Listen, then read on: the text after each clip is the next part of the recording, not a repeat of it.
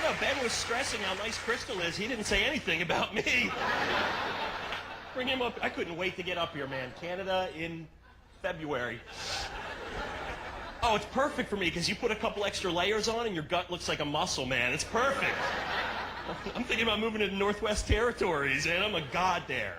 I had to make a decision recently. My agent called me, and he wanted me to audition to be the host of a pro-smoking videotape. I swear to God, to show that smoking is good for the economy. And I turned it down, and he called me back. He said, well, think about it overnight, because it's paying $140,000. I called him, it's like, dude, 140 grand, I'll do a pro-crack spot, you know? I thought it was something non-union, $200-300 bucks. 140 grand is a lot of not driving to Canada in February. And then I was thinking about it that night, and I said, you know what? I think I'm onto something. I'm going to take every despicable cause that comes across his desk, you know, like some anti-safe sex group out there, you know, just, oh, rubber schmubber, stick it in. A big cheer there. And somehow I thought that one would work with this crowd. I'll do a thing in favor of drunk driving now. Hey, you want to drive drunk? Well, buy yourself a Winnebago. That's right. You can't be arrested for drunk driving when you're already home. Thank you. Nice being back on stage. I had back surgery this year. So yeah, wow, what a nice crowd. You know? Normally people throw stuff and see if I can dodge it at this point. And I finally found out what women like when I had surgery. Guys, yell out, what do women like? Money. Money, sir. You're a very romantic man. They do like money. Women like scars. It's weird. Wow, and there's one, and I wouldn't expect it to be at that table, actually. I thought you guys were just like a guy who shovels the drive, you know, just screw the scars, money. If he cuts the grass in the summer, shovels. Because I have like a 12-inch scar on my back now. The first woman I had sex with after I got out of the hospital saw the scar, and she said, I really like that scar. It makes you look a lot less white bread. Yeah, now I'm sliced white bread, I guess. You know, same dork I was before, but you guys realize that men will go completely the other way? Men will lie to get laid. Yes. All right, well, maybe not this far north, but everywhere else in the world, because my best friend saw the scar and he said, dude, this is perfect for you. Now you can tell women you got shot in the Gulf War. Okay, dumbass, let's think about that. Where's the scar? Yeah, it's on my back, you know, like I look like a coward, you know, I was running away from the Iraqis and one of my buddies plugged me in the bag with an M16 and had a good time up here. I made a big mistake. I have some advice for the guys in the room. Guys, when a woman asks you what your fantasy is, include her. Right, it should be common sense, shouldn't it? But I haven't had a girlfriend for a while, so I've gotten in the habit of answering questions honestly, I guess is the way to put it. Look at all the guys. I don't know what he's talking about. And you try and schmaltz it up to get her back. I said, actually, honey, in our fantasy, it's you and I at a bed and breakfast nestled along the shores of Lake Ontario. Or any body of water near the audience. And we've slept all night under a new down comforter, and I've gotten up early to hand make that orange marmalade you seem to enjoy.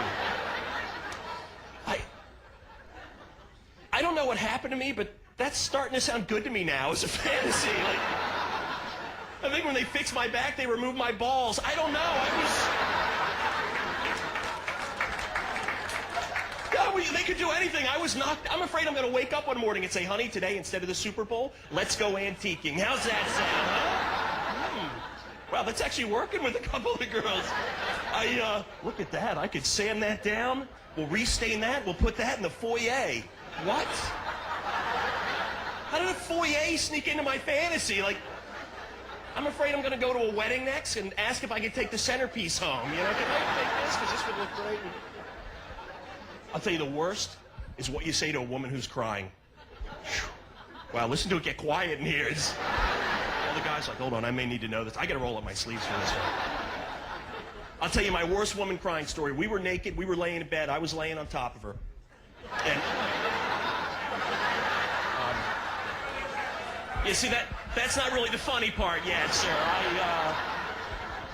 She starts crying, just sobbing. I'm laying on top of her, and now my mind starts racing. I'm thinking like, wow, man, maybe I was just squishing her. Yeah, I don't know, or maybe she woke up. I don't know, That I apologize for, ladies. And how do I say that in front of that nice table? And so I wanted to say something nice, so I didn't know what to do, so I got off. And, well, all right, let me clarify that a second. I didn't get off, I got off of her, for God's sakes, this crowd. And, so, right, I'm standing there, and I want to say something nice, and I was just about to say something, and she said, Dave, I just want you to know it's nothing you did. You're just the first guy I've been in bed with since my fiance, Cleve, moved out of the house. Yeah, Cleve? I wanted to say something nice, but in my head, I just kept hearing Cleve, Cleve, Cleve, which I think should have meant leave, leave, leave. And then she looked at me, and she said, how long does it take to get over a broken heart? 2 minutes. It's a very sensitive crowd. And so I wanted to say something nice. In my head, I'm thinking, all right, don't be a smartass for one time in your life. So I took a deep breath, and I looked at her, and I said, LaQuisha.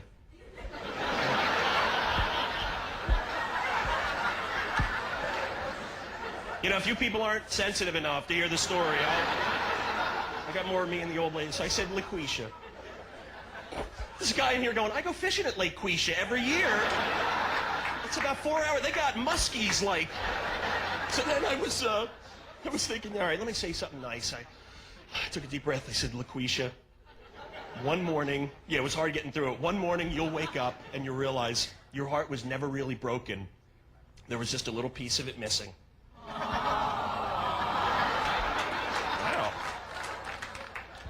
Well, I may have to move here, actually.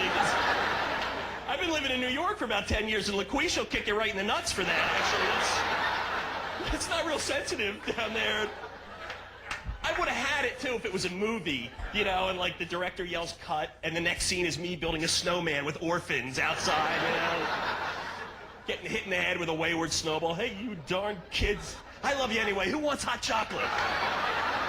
And then I go with the, heart's not broken. But in reality, I said, your heart's not broken. There's just a little piece of it's missing. I couldn't hold it, Like, I was a salesman before I was a comic. Yeah, that's hard to figure out, because, when you're full of shit, there's only so many directions you can go in. Right, Now, I know we got a lot of ice here, but any scuba divers in the crowd? Oh, all right. Sir, what does scuba stand for? Yell it out for us. Well, I'm gonna cover for you. Self-contained underwater breathing apparatus. Thank you. Oh, right, you're just confirming it. Thank you. You wanted me to learn it on my own. You wouldn't just, okay. And I said that a couple weeks ago. I said, hey, what does scuba stand for? And the guy stood up and back and went, fun. I took him aside. I said, man, I don't know if you should swim by yourself, but you could work for an ad agency, man, because that works, I think. And well, actually, I shouldn't say I'm really certified. I was in Cancun, Mexico, and if you have a credit card, you're already certified to scuba dive. You could do anything you can afford. I got to drive a bulldozer while I was down there, and I separated Siamese twins. It was awesome, I was going to run for president. It's for sale. I was just over my credit limit, Like, if I had a platinum card, I'd be El Presidente, Dave Goldstein. You guys have been great fun. Thank you very much.